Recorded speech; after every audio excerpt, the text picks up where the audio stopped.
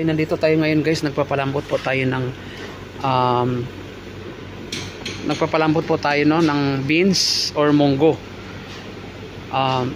Haluan ko po siya ng opo. Ito, ihalo natin opo sa munggo. Tapos ang kasama ko naman is nagprito ng hasa-hasa, nagprito siya. So ang sarap nito i-mix guys, no?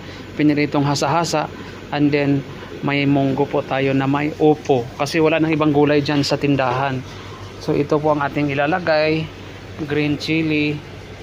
Ito pala ang ating gigisahin pa mamaya bago ang munggo. Ito muna ang daming bawang guys kasi napakasarap ang bawang pag marami ang ilagay. So yan no, yan ang sibuyas, bawang at saka green chili. Napakasarap kasi itong chili na green is hindi naman to siya totally ang pangalan nito, hindi naman siya totally maanghang. Pang sinigang lang yan at saka pang paksiw. So maya maya haongin ko ano ko na to guys, no? Anuhin ko na to, haonin, tapos ilalagay natin ang sabaw sa isang kasirula kasi magpiprito po tayo dito or magigisa pala tayo dyan. And mag-iigib muna tayo ng tubig guys, no, bago ko pa ipaano sa inyo kasi pang ano ko na rin po, pang tubig ko na po sa aking pang sabaw dito. So mag-iigib muna tayo ng tubig. Bye bye, see you later. New Year sa ating lahat. Mag-iigib muna tayo guys ng tubig, no, kasi may igiban dyan sa amin doon sa unahan lang. Ito lang ang lagyan natin, 5 liters lang ata to. Ito lang galon. Para lang po sa pagluto natin, isabaw ko sa aking munggo. Nagmunggo ako guys ngayon at saka nilagyan ko siya ng nilagyan natin ng opo lang, tapos nagprito lang akong isda. Okay, nakakamera, nakalight pala tong ano natin. Nakalight pala tong cellphone natin. Madaling discharge ang ating battery nito.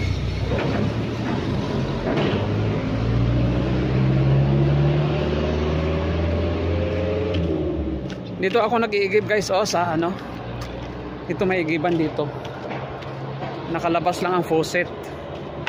Pero ang tangke niya nasa loob.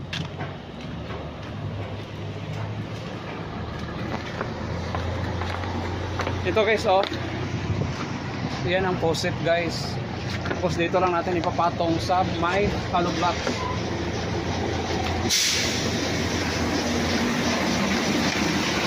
Yan po guys, no, ano lang to, para pang sabaw lang sa aking mga gulay, pwede rin siya inumin. Pwede rin to inumin guys. Napakalamig. Napakalamig ang ano ng tingnan, no. Water is life. Kaya nga sila dito sa Saudi, maraming ganito guys na nilalagay lang nila ang faucet sa labas, no, sa labas ng bakod nila, pero ang tangke nasa loob. So yan ang karamihan dito sa Saudi, ganyan binibigay ang tubig, lalong lalo na kung tag-init, summertime. Yan po ang kadalasan ang ginagawa. So punuin ko lang ito para magamit natin pang sabaw mamaya doon sa ating nilutong munggo.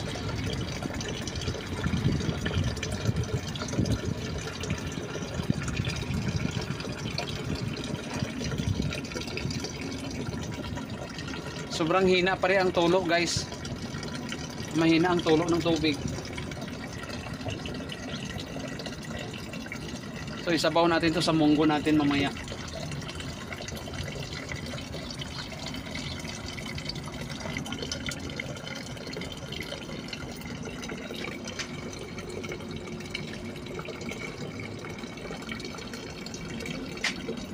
Sobrang hina ang tulo, matagal mapuno.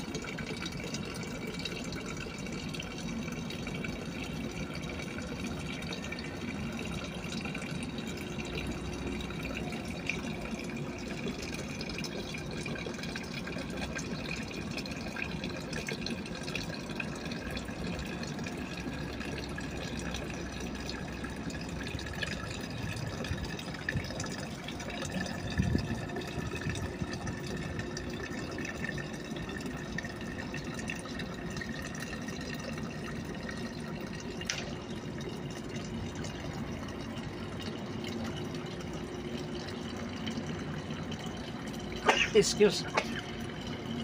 Excuse me, kati ng ilok ko.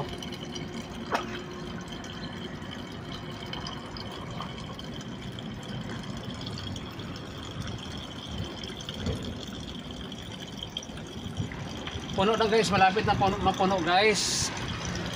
Malapit na mapuno.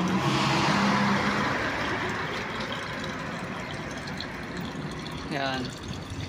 Puno na guys.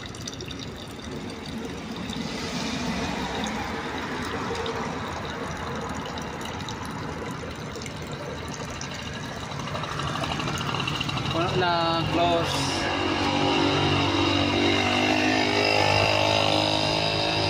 Guys, ang ating munggo guys, inano ko na siya, ginisa ko na siya. Tapos lalagyan na natin mamaya-maya ng pang masarap, magic sarap. Tapos i-ano na natin ang sili na green. Ilagay na natin ang sili na green. Yan. Para mas lalong sumarap. Tapos takpan muna natin. Tapos lagyan ko mamaya ulit ng sabaw. Takpan muna natin guys. Tapos maya-maya lagyan ko ulit ng sabaw para madagdagan kasi konti lang sabaw. So ito medyo nangitim ang aking upo. Dapat kasi pagkatapos pala mong mag-slice niyan, ready mo na siyang i-lutuin. So medyo natagalan tayo. May nagluluto rin pala dyan oh, Pakistani. Si Kasablay Channel kasama ko dito, nagluto ng kanin. Ito po, kanin namin dalawa ni Valencia. Maghingi lang ako sa kanya ng kanin guys. Hindi pa ako nakasaing. So anuhin ko muna yung pakulo muna natin, tapos timplahan na natin guys.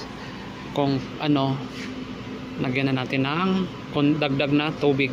Itong inigib ko pala guys, no? Kararating lang natin, nagigib tayo ng tubig. Ito yun. Diba nakita nyo ako kanina, nagigib akong tubig. Yun na yun. Ito yun. Ito na yun. Kakararating ko lang. Tapos pagdating ko, ginisa ko na siya. Ginisa ko ng munggo. Ginisa ko mga sibuyas, bawang, tapos munggo. So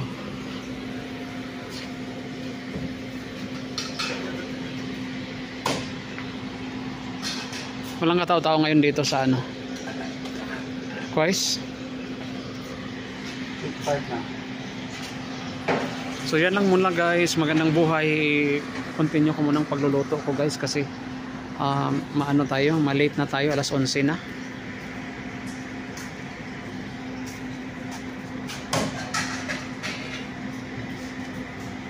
Nandiyan na guys, kumukulo-kulo na ang ating munggo na may opo. So yan po, may green chili sa taas, no? Muna natin para medyo maluto ang opo. Ang dami yatang sabaw ko guys, no? Nasobraan. Alam nyo, parang minsan pag sobrang daming sabaw, parang wala na siyang lasa. Mawala ang lasa. Nandito rin si Kasablay pa rin, nandito pa naghihintay.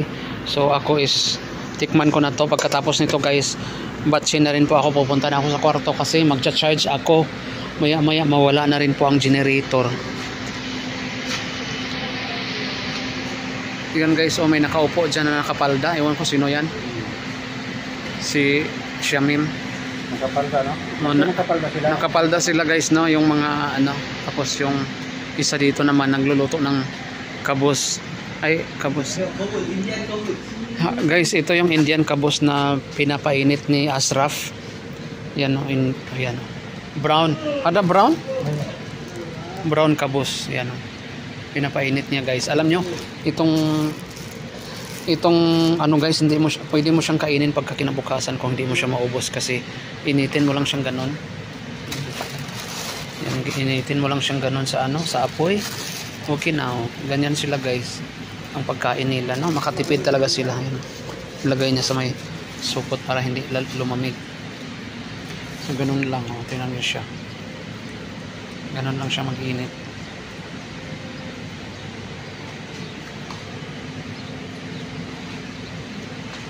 Sa atin guys, hindi naman tayo kumakain ito kasi sa atin is puro tayo kanin, puro rice, pero sila is kabus, tamis, parata. Yan ang kinakain ng mga Indian, Pakistani, Bangladeshi, no? Yan ang mga kinakain nila. So yan lang guys, magandang buhay. Tingnan ko muna ang aking niluluto kung okay na ba. Buksan mo na kasablay at templahan mo na kasablay para Hindi, tinikman ko na masarap. tinikman na daw ni kasablay guys. Parang napakaraming sabaw, no? Ito yun. Pagkakataon natin na makakanta siya. So bye-bye na lang guys. Ang kanyang views yun. Luto na guys, no? Luto na guys. Punta na ako sa kwarto. Bye-bye. Thank you for watching.